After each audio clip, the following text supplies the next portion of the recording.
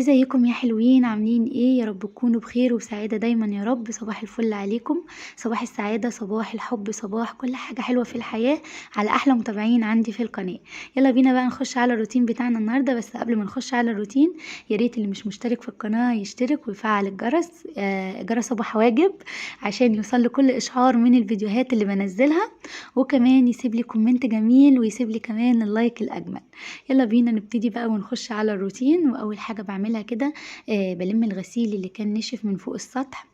وهنا بقى ابن اختي كان عمال يضحك فيا، ماشي ورايا عمال يضحك فيا، فانا قلت له بس عشان انا بصور. فهبتدي بقى اجمع الغسيل اللي كان منشور من قبل كده. واحنا هنا بننشر فوق السطح يا جماعه علشان خاطر عندنا ناس شغاله في الدور التاني، وشغالين طبعا في تراب وفي يعني في تشطيبات والكلام ده، فما ينفعش خالص اللي احنا ننشر في الدور التاني عشان التراب. فبننشر حاليا فوق السطح. فابتدي بقى اجمع الحاجه بتاعه الغسيل اللي كان منشور قبل كده علشان اعرف انشر الغسيل اللي انا جايباه. هلمه بقى وبعد كده هبتدي انشر الغسيل بتاعي.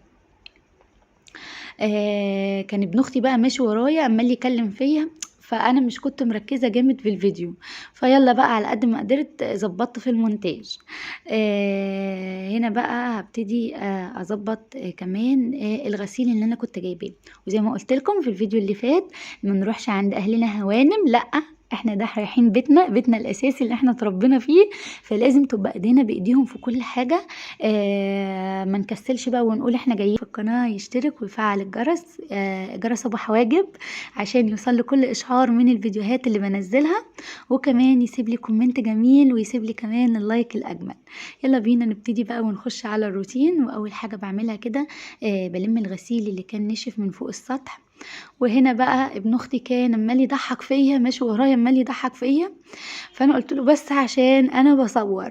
فهبتدي بقى اجمع الغسيل اللي كان منشور من قبل كده. واحنا هنا بننشر فوق السطح يا جماعه علشان خاطر عندنا ناس شغاله في الدور التاني، وشغالين طبعا في تراب وفي يعني في تشطيبات والكلام ده، فما ينفعش خالص اللي احنا ننشر في الدور التاني عشان التراب. فبننشر حاليا فوق السطح. فابتدي بقى اجمع الحاجه بتاعه الغسيل اللي كان منشور قبل كده علشان اعرف انشر الغسيل اللي انا جايباه.